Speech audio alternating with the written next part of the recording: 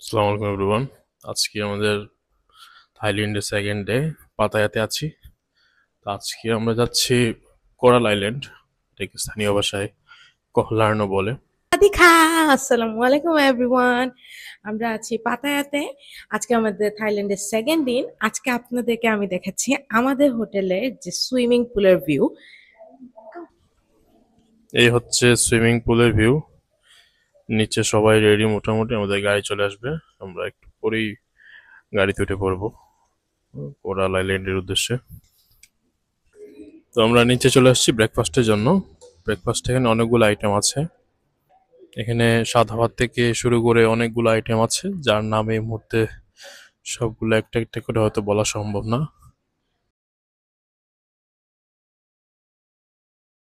এখানে আসলে অনেক ধরনের ব্রেকফাস্ট দিয়েছে, মেইনলি সবার কথা চিন্তা করে, কারণ এখানে বাঙালি, ইন্ডিয়ান অনেক অনেক মানুষ ট্রাভেল করতে আসে, সো মিক্সড সবকিছু ছিল। এই যে ভাত, আই থিঙ্ক এটা একটা ভাজি, আমি জানি না এটা কি। খাবারের খুবই সমস্যা, কারণ এখানে হালাল হারাম মেয়ের কথা চিন্তা করে খেতে গেলে কিচ্ছুই নেই। এটা আমার কাছে মনে হচ্ছে মূলা আর একটা কিছু একটা।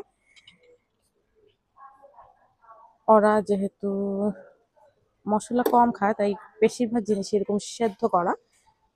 এইটা খাওয়া যাবে, কারণ এটা ডিম। আর এইটাই আমি ট্রাই করবো এখান থেকে।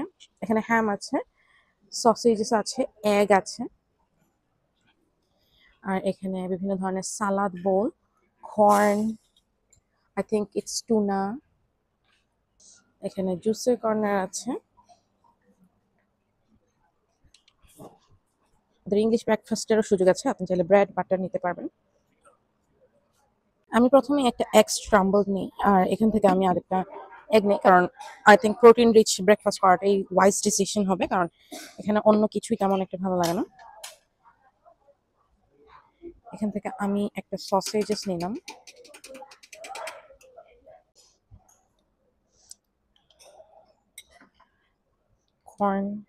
কর্নের সাথে আমি একটু মেয়ো নিয়ে নিলাম, কারণ ওখানে একটু সুইট কর্নের মতো বানিয়ে খাবো, আমি একটু বেশি করে মেয়ো নিলাম।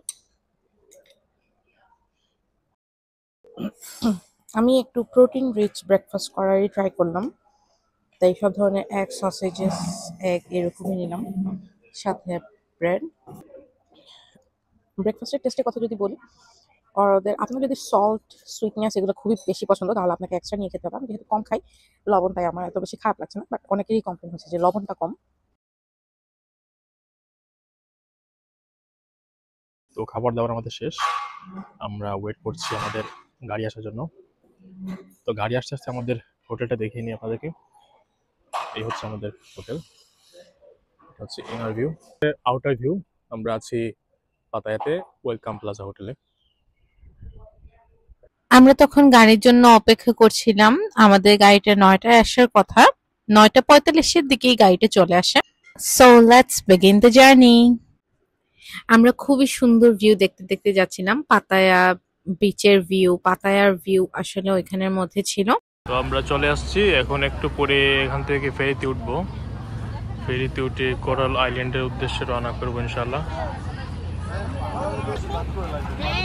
পাতায়ার এই ভিউটা মাশাআল্লাহ খুবই সুন্দর। এখান থেকেই আমরা ফেরিতে উঠবো। ওরা ওয়েট করতেছে ফেরির জন্য। আমার এখানে এসে মনে হচ্ছিল আমি মনে হয় ইন্ডিয়াতে চলে আসছি, কারণ চারপাশে শুধু সবাই হিন্দি কথা বলছিল। ম্যাক্সিমাম টুরিস্টই আসলে ইন্ডিয়ান। আর এখানে এত সুন্দর একটা হাওয়া বইছিল, এত ভালো লাগছিল। আমি এখন ভয়েস ওভার দিতে গিয়ে আমার মনে হচ্ছে আমি আবার যেতে চাই, আবার চলে যেতে ইচ্ছে করছে। এত এত ভালো লাগছিল এখানে, সময় কাটাতে অনেক ভালো লাগছিল। আমরা আসলে ফেরির জন্য ওয়েট করছিলাম। তো এখান থেকে আমরা ফেরিতে উঠবো। এখন আমরা কিউয়েতে আসছি, হোপফুলি এই রাতে উঠবো আমরা। এখন আমরা যে ফেরিতে উঠতেছি,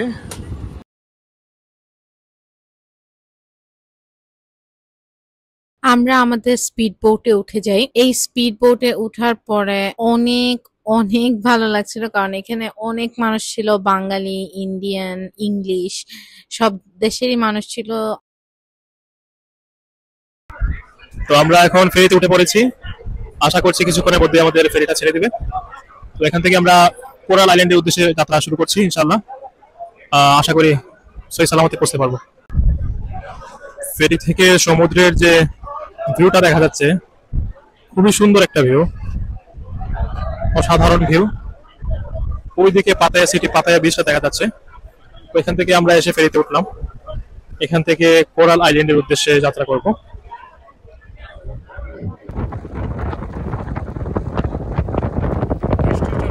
অনেক বাতাস, কেমন লাগছে বলো, তাড়াতাড়ি বলো। খুবই ভালো।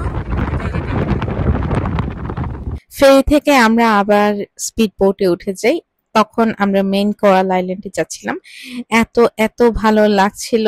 এই একটা হালকা হালকা না, বেশ জোরে বাতাস ছিল এখানে। আর একটু পর পর লবণ পানি এসে মুখে লাগছিল, মুখটা একদম লবণে ভরে যাচ্ছিল। কিন্তু খুবই এনজয় করেছি আমরা এই রাইডটা। আর সমুদ্র বেশ উত্তাল ছিল, তাই স্পিড বোটটাও খুবই নড়ে নড়েই যাচ্ছিল। বাট আমরা সামনে বসছিলাম, তাই খুবই খুবই ভালো লাগছিল। এখানে এসে আসলে আমার সেন্ট মার্টিনের কথাও মনে পড়ছিল। আর অল্প কিছুক্ষণের মধ্যে আমরা আসলে পৌঁছে যাই আমাদের কাঙ্ক্ষিত স্থান কোরাল আইল্যান্ডে।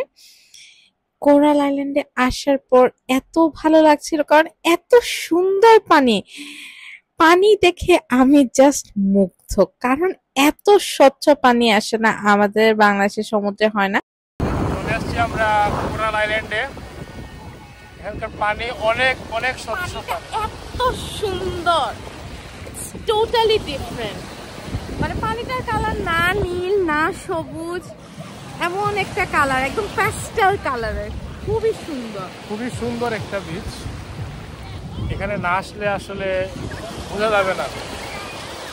আমরা বিচে অনেক অনেক এনজয় করেছি, একদম ঠান্ডা পানি, চারিদিকে বাতাস। আমি আবার ড্রেস চেঞ্জ করে চলে এসেছি। আমরা একসাথে মিলিয়ে একটা ড্রেস বানিয়েছিলাম। আর এটা আমি সেইন থেকে স্পেশালি এনেছি, আমি এখানে ছবি তুলবো এখানে পরার জন্য।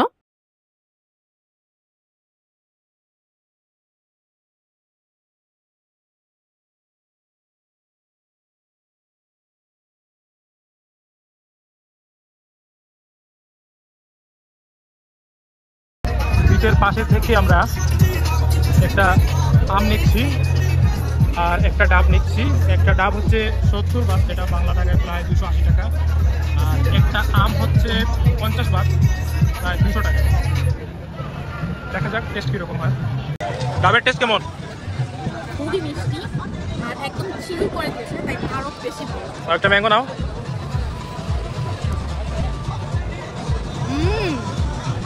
So sweet. আমটা আসলে অনেক মজা, এটা খুবই মিষ্টি এবং খেতে অনেক ফ্রেশ মনে হচ্ছে।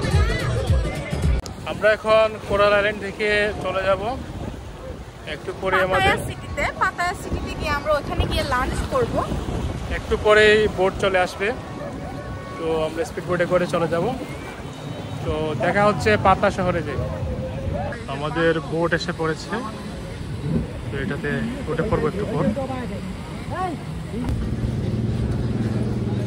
আমরা এদিকে চলে এসেছি ব্রিজের উপরে। এখন আমরা লাঞ্চ করতে যাব।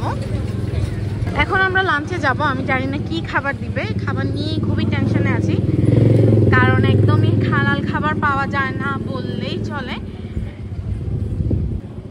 আর এই খাবারগুলোর টেস্ট আসলে আমাদের বাঙালি টেস্ট বাডসের সাথেও যায় না। তাই কি খাবার দিবে এটা নিয়েই ভাবছি যে কি ধরনের খাবার দিবে, খাবার কি খাওয়ার যোগ্য হবে কিনা। আর এই তো এত সুন্দর একটা ভিউ দেখতে দেখতে আমরা চলে যাচ্ছি আমাদেরকে যেখানে নিয়ে খাওয়াবে সেখানের উদ্দেশ্যে। চলে আসছি আমরা পাতায়াতে। এখান থেকে আমরা এই রিসোর্টটাতে আসছি, মাইন্ড রিসোর্ট। এখানে দুপুরের খাওয়া দাওয়া করবো। আর এই রিসোর্টের ভিতরে ঢুকেই দেখলাম যে সবাই দাঁড়িয়ে আছে, কি যেন দেখছে। তো গেলাম, ঢুকে যে কি দেখি, আমাদের দুজনের ছবি। ওরা প্রথমে এখানে দাঁড় করিয়ে আমাদেরকে ছবি তুলেছিল, সবারই ছবি তুলছিল। সবার ছবি এরকম করে প্রিন্ট করে নিয়ে আসে এখানে দেয়। তো আমরা এটা 100 বাত করে বলছিল যে কেনার জন্য, পরে আমরা 100 বাত দিয়ে কিনে ফেলি, কারণ এত সুন্দর একটা মোমেন্ট, স্মৃতি থাকবে সারা জীবনের। খুবই ভালো লাগছিল দেখে, নিজেদের ছবি, আমাদের ম্যাচিং কাপড়ের ছবি আসে আরো বেশি ভালো লাগছে। রেস্টুরেন্ট সেকশনে ইন্ডিয়ান রেস্টুরেন্ট, এখানে বুফে সিস্টেম হচ্ছে, চানা মশলা, পালাক শাক, মিক্সড ডাল, আর এখানে হচ্ছে রাইস, আর এখানে আছে চিকেন কারি। তো বুফে আইটেম সবগুলো। পেটে অনেক ক্ষুধা লাগছে, আমরা এখন বসে পড়বো খাওয়াতে। ভেবেছিলাম কি খাবার দিবে না দিবে, ওরা অবশ্য সবই হালাল খাবার ছিল, সাথে ভেজ আইটেমই বেশি, শুধু একটাই চিকেন আইটেম ছিল, চিকেন কারি। আমি রুটি সাথে নিলাম পালং শাক, রায়তা, চিকেন কারি, আর হচ্ছে ওদের ছোলা যেটা সেটা। আর আমার হাজব্যান্ড নিয়েছেন মিক্সড ডাল, চিকেন কারি আর পালং শাক ভাত দিয়ে। আমি প্রথমে রুটি দিয়ে ট্রাই করে দেখবো, কারণ আমার আসলে ভাতের চালটা পছন্দ না, একটু বেশি মোটা থাকে, যেটা আমার খেতে একটু অসুবিধা হয়, তাই আমি রুটি দিয়েই খাচ্ছি। যদি দেখি যে আমার রুটি দিয়ে ভালো লাগছে না, তাহলে আমি আরেকটু ভাত দিয়ে ট্রাই করবো। হিন্দি সিরিয়াল বা সবসময় কিন্তু ওরা এই পালং শাক কি কারি এরকম করে বলে, তো আমার খুব ইচ্ছা ছিল যে ইন্ডিয়াতে কীরকম ওরা পালং শাকের রান্না করে, কারণ এটা কিন্তু একটা ইন্ডিয়ান রেস্টুরেন্ট, তো আই হোপ এখানে অথেন্টিক খাবারটা পাওয়া যাবে। শাকটার টেস্ট এভারেজ, যেরকম আমরা ইউজুয়ালি খাই এরকমই, নাথিং স্পেশাল। আর এখানে একটা রায়তা ছিল। এই তো খাওয়া শেষ করে আমরা আসলে চলে যাই আমাদের হোটেলে। কি কি করলাম না করলাম, এরপর আমরা কোথায় গেলাম, তা সবকিছু নিয়েই থাকছে আমাদের next blog. See you in my next blog. Till then, tata, good bye.